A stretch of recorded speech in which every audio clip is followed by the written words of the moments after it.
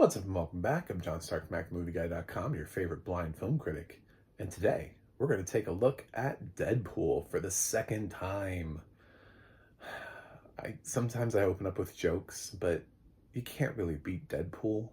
It's just sad. It's sad to try to make a Deadpool joke, because he's always going to be funnier. Um, I don't, I'm not as funny. So, I know that. Uh, this film, I actually have a digital copy of this, so I don't know what copies are out there on the streaming services. This felt weird to me. This felt like a weird copy of the audio description. Not bad, weird. We'll get into that. First, I want to say I'm wearing a black hat. It's on purple hat. Purple hat on backwards. I forget what I'm wearing. And I have a Yellowstone shirt on and a black sunglasses. That's where the black is. They're in the sunglasses. So, very Deadpool-ish appropriate. I think he'd maybe appreciate the purple in the hat. That's about it. But purple's not even its color. Red's his color. So what am I talking about? So I love Deadpool. And I was somebody who, when Ryan Reynolds made that, like, proof of concept for Deadpool, and it was like on YouTube and you could watch it, I was like, oh my God, this is great.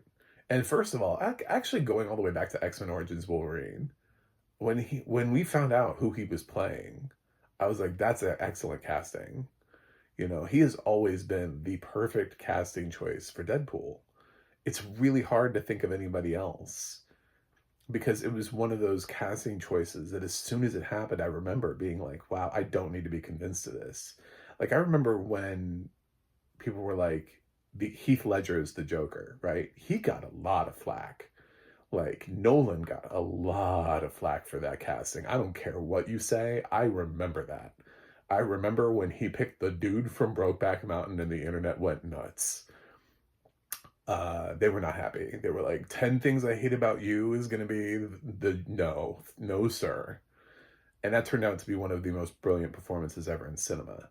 So, yeah, sometimes a director sees something that we don't see. Sometimes an actor goes somewhere that we don't know they can go. Now with Ryan Reynolds, it just feels like, yeah, he's, maybe there is somebody else who could play Deadpool and we just don't know it, and they haven't tried because they haven't tried it. Maybe there's some random person, but Ryan Reynolds seems like the obvious choice based on film career leading up to Deadpool. He's got the snark of Deadpool. It just feels like it. So I was really disappointed with how they utilized him in X-Men Origins Wolverine. I was really excited when he got his own film. I was excited to see the proof of concept. I was grateful that they gave him a movie. So I saw this in theaters. I could still see when the first Deadpool was released. And I really love this film. I enjoy it. I think I actually own it on Blu-ray too, but I think I got one of those things where it was like the digital Blu-ray combat thing, and so I realized that I also had the digital copy of it, like scanned the QR code, so I was like, well, it's easier than putting in the Blu-ray. So, shooting. Uh, I'll just go ahead and watch the digital. So I have this weird audio description. It's a voice I've never heard before, and it's not balanced well.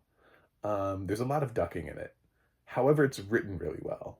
So, and I'm not going to say that the voice is bad. It's not a voice I can place, which is really weird, because usually these films, they're like almost always deluxe, and it's almost always like one of 5 voices.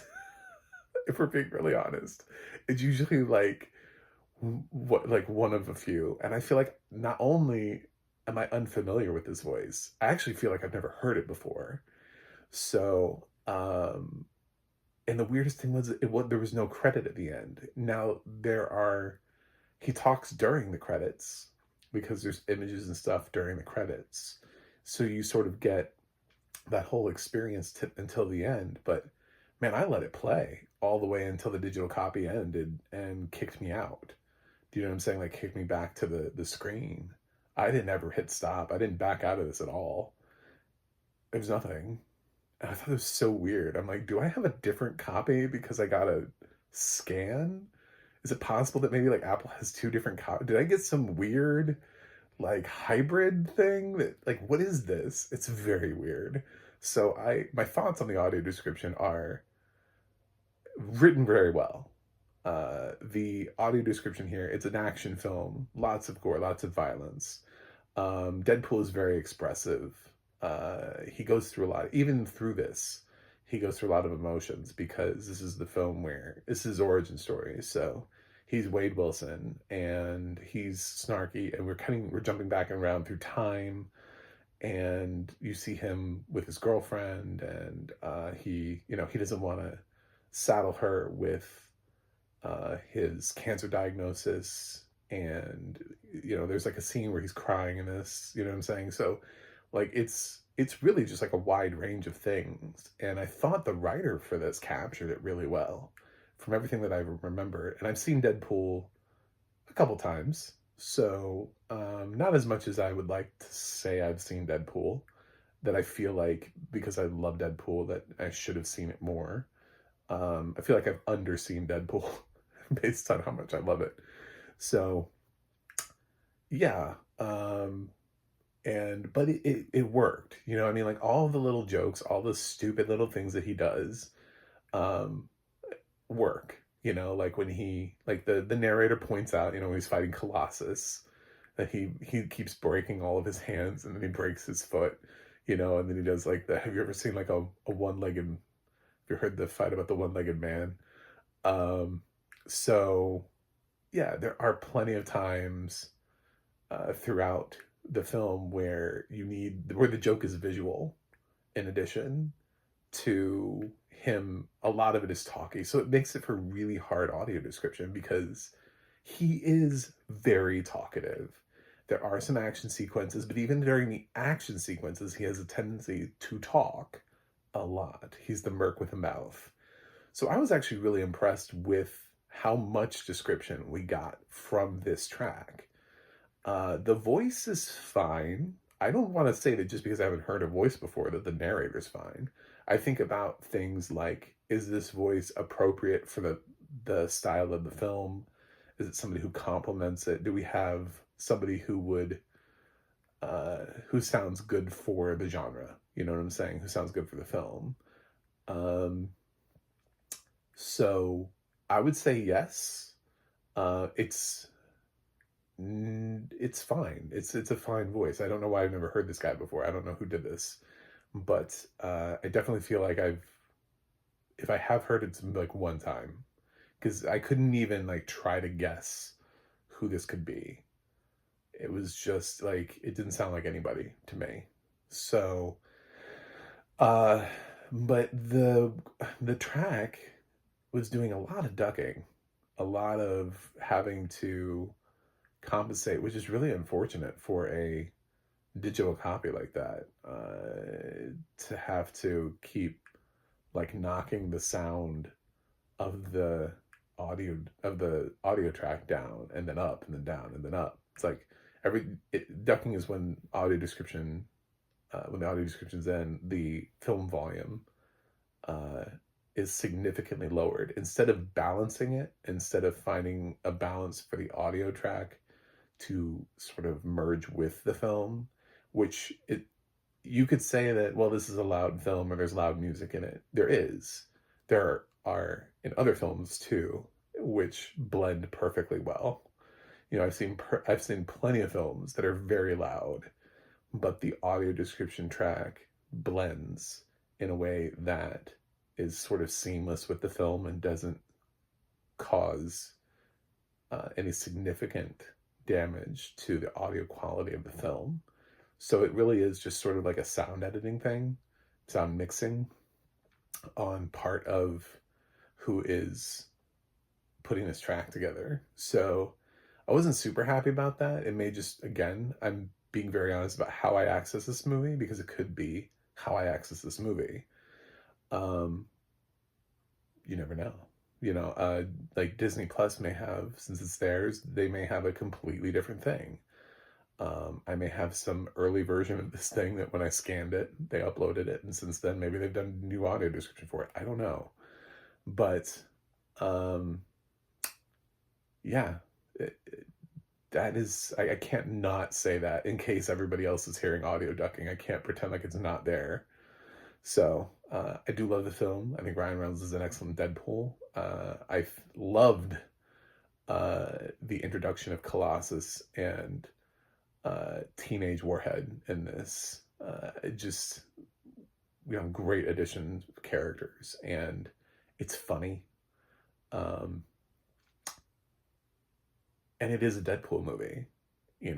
It's action, it's comedy, it's everything that we wanted from a Deadpool film. Very well directed.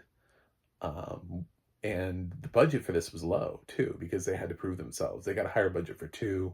I'm sure the budget for Deadpool versus Deadpool and Wolverine is much bigger. But lots of needle drops. I've heard people who they're like, oh, there's a lot of needle drops in the third film. And I'm like, well, there are quite a bit of needle drops in the first film too. That's kind of Deadpool's thing, is to just find the right song for the right moment. And it's just sort of like a range of music. Like, it's not all the same type of music. He like utilizes, whoever does the searching for songs for this finds like the perfect song to enhance either the over dramatization of the moment or the silliness of the moment or whatever you need to do. It always feels like it's the right song for the moment. So I like Deadpool.